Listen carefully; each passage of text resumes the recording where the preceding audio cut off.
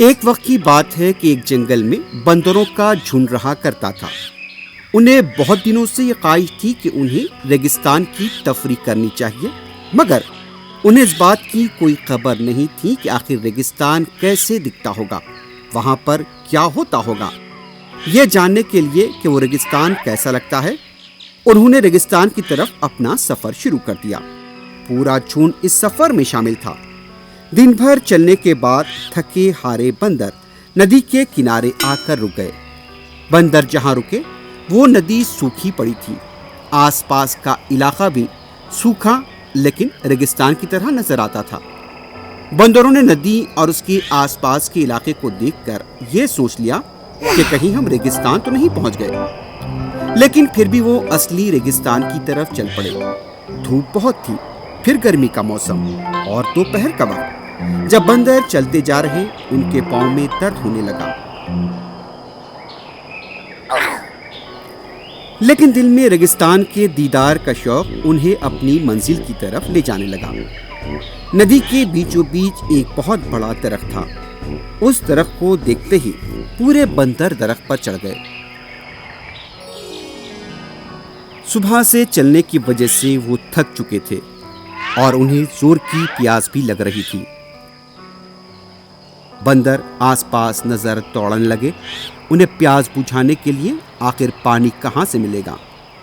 وہ پیاس بجھانے کے لیے بہت بے چین تھے۔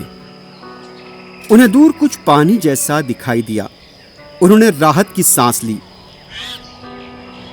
پورے بندر درخت سے اترے، ان کے دل میں خوشی تھی کہ اب تو انہیں پانی مل ہی جائے گا۔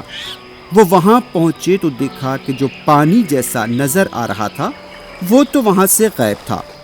انہیں اب بہت مایوسی اور دکھ ہوا اور وہ پھر مایوسی کے عالم میں درخت کی طرف لوٹ آئے۔ کچھ دیر آرام کرنے کے بعد انہیں پھر پانی جیسا وہاں پر کچھ دکھائی دیا۔ بندر ایک بار پھر امید کے ساتھ اس کی طرف بڑھنے لگے، لیکن پھر بھی وہاں کچھ نہیں تھا۔ بندر پھر مایوس درخت کی طرف لوٹ آئے۔ جس درخت پر بندر بیٹھے تھے اسی درخت پر ایک پرندہ خاموش اپنے گھونسلے میں بیٹھا تھا۔ اسے بندروں سے ڈر لگ رہا تھا، لیکن پھر بھی وہ بندروں کی حرکت پر نظر رکھے ہوئے تھے۔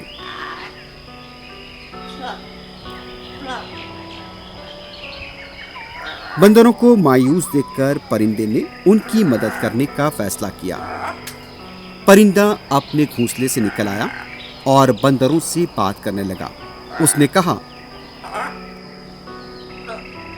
دوستو، میں سب کچھ دیکھ رہا تھا، میں آپ کی مدد کرنا چاہتا ہوں۔ بنا پانی کے بہت تکلیف ہوتی ہے، یہ میں بھی جانتا ہوں۔ پاس میں ایک ندی ہے، وہاں پر بہت پانی ہے، آپ سب وہاں جا کر اپنی پیاس بجھا سکتے ہیں۔ بندر تیار ہو گئے۔ پرندہ آگے اڑ رہا تھا اور بندر اس کے پیچھے جا رہے تھے۔ کچھ ہی دیر میں پرندہ بندروں کو ندی کے کنارے لے آیا۔ ندی میں اتر کر بندروں نے اپنی پیاس بجھائی اور پانی میں کھیلتے ہوئے خوب مزہ کیا۔ تھوڑی دیر بعد پرندے نے بندروں سے پوچھا، دوستو، آپ نے اپنی پیاس بجھا دی؟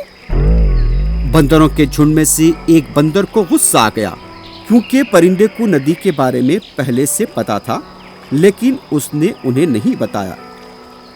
پانی پینے کے لیے بہت دور سے چل کر آئے ہیں، تم نے ہمیں نظر انداز کر دیا، پہلے نہیں بتایا۔ پرندہ بندر کی نیت کو بھانپ گیا اور اب سمجھ گیا کہ کچھ غلط ہونے والا ہے۔ ہم بھوکے پیاسے پانی کے لیے اتنا انتظار کر رہے تھے، تم نے ہمیں دیکھا بھی لیکن خاموش تھے۔ بندر غصے میں آ گیا اور اس کی آنکھوں میں خون سوار ہو گیا اور اس نے پرندے کو چبا کر کھا لیا۔ بیچارہ پرندہ نیکی کرنے کے باوجود بھی مارا گیا۔ اس کہانی سے یہ سبق ملتا ہے کہ ہمیں برے لوگوں کی مدد نہیں کرنی چاہیے، کیونکہ اس سے ہمیں نقصان ہوگا۔ Hi kids! Hope you liked the video. Subscribe for more videos. Visit us in Facebook and Twitter. Thank you. Bye bye.